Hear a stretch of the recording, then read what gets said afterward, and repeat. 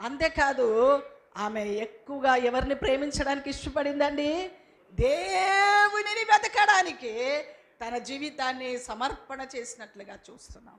ఈరోజు మనం ఎవరిని వెతుకుతున్నాం? దేనిని వెతుకుతున్నాం?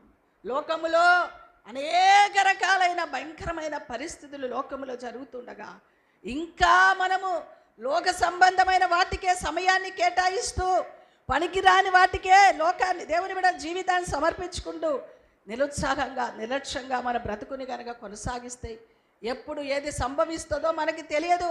ఏ సమయంలో మన ఊపిరి ఆగిపోతుందో తెలియదు. ఎప్పుడు ఏం జరుగుతుందో తెలియదు.